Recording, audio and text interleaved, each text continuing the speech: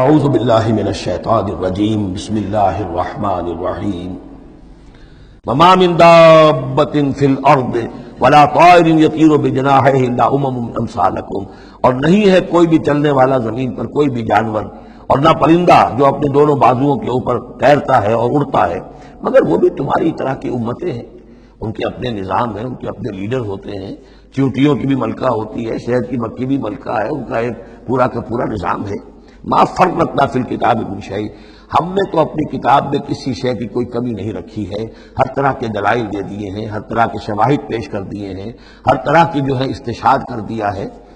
ثم الی ربہم یحشرون، پھر یہ اپنے رب کی طرف لوٹائے جائیں گے، جمع کیے جائیں گے، وہاں ہر ایک کو اپنے کیے کا پورا بدلہ مل جائے گا۔ والذین کذبوا بآیاتنا، اور جو لوگ ہماری آیات کو جھٹلا رہے ہیں، صم و بکم فی الظلمات، وہ بہرے اور گونگے ہیں، اندھیروں میں بھٹک رہے ہیں۔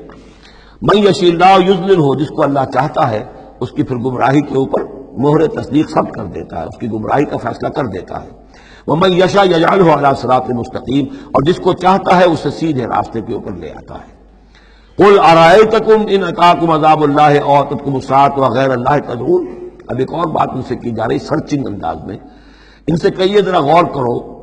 اگر تم پر کسی وقت اللہ کا عذاب آ جائے یا تم پر قیامت آ جائے تو کیا سوائے اللہ کے کسی اور کو پکارو گے؟ یہ بھی ان کا مشاہدہ تھا، جب بھی کہیں تکلیف ہوتی تھی، سمندر میں جاتے تھے، کہیں طوفان آ گیا، پھر نہ وہ لات کو پکارتے تھے، نہ عزا کو، نہ منات کو، نہ حبل کو، کسی کو نہیں، پھر اللہ کو پکارتے تھے۔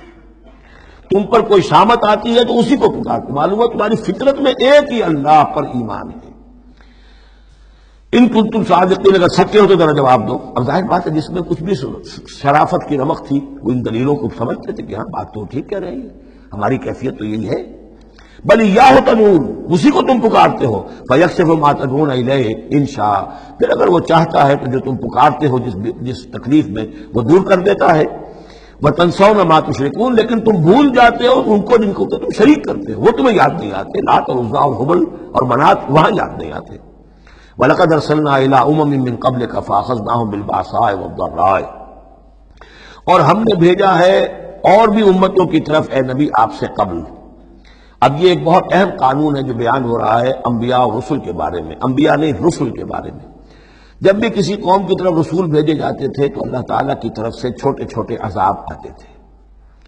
تاکہ وہ جو خواب غفلت میں، خواب خرگوش میں مبتلا ہے وہ جاگے، ہوش میں آئے اور بات سنیں۔ لیکن اگر وہ انکار کر دیتے تھے تو پھر اللہ تعالیٰ کی طرف سے ان کی رسی ڈھیلی کر دی جاتی تھی، اب کھا لو پی لو، جو بھی چند دن مہلت ہے عیش کر لو، پھر اچانک عذاب ان پر آ جاتا تھا۔ یہ مضمون اصل میں یوں سمجھیے کہ دوسری صورت کا عمود ہے جس نے کہ اس سورہ مبارکہ کو اس کے ساتھ جوڑ دیا ہے، باقی یہ مضمون بڑی تفصیل سے آئے گا سورہ اعراف کے اندر۔ وَلَقَدْ أَرْسَلْنَا إِلَىٰ أُمَمٍ مِّن قَبْلِكَ فَأَخَذْنَاهُم بِالْبَأْسَاءِ وَالضَّرَّاءِ، اور ہم نے بھیجا اور امتوں کی طرف آپ سے پہلے نبی رسولوں کو تو پھر ہم نے پکڑا ان کو سختیوں سے اور تکلیفوں سے، لعلہم یتضرعون، شاید کہ وہ تضرع کریں، عاجزی کریں، گر گرائیں۔ فلولا اذ جاءہم باسنا تضرعوا، تو کیوں نہ ایسا ہوا کہ جب ہماری طرف سے کوئی سختی ان پر آئی تو وہ گر گراتے اور وہ عاجزی کرتے۔ ولکن قست قلوبہم، لیکن ان کے دل تو سخت ہو چکے تھے۔ وزین لہم الشیطان ما کانوا یعملون، اور شیطان نے مزین کیے رکھا ان کے لیے جو عمل وہ کر رہے تھے، یعنی کوئی سوچنے کے لیے تیار نہیں ہوا، کوئی اپنے رویے پر نظر ثانی کرنے کے لیے آمادہ نہیں ہوا۔ فلما نسوا ما ذکروا بہ،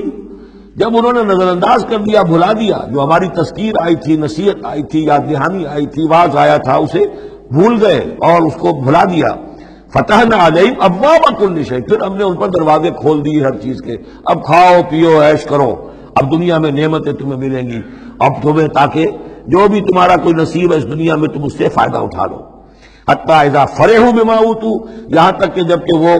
بہت خوش ہو گئے، اترانے لگے ان چیزوں پر جو انہیں مل گئی تھی، اخذناہم بغتۃ، پھر اچانک ہم نے انہیں پکڑ لیا، فاذا ہم مبلسون، پھر وہ بالکل مایوس ہو کر رہ گئے۔ فقطع دابر القوم الذین ظلموا،